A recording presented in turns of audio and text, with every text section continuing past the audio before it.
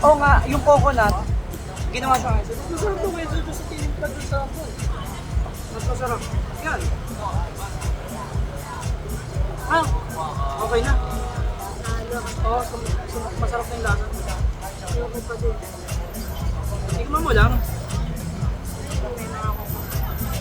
Coconut flakes? Tikman mo. Tikman mo masarap. Tapang lang. Yung coconut, ice cream, nilagay nila sa coke. Nagtikma yung lasa. Sarap. Oo, sarap. Lagyan mo nga ako. Hindi pwede, mga naman lang.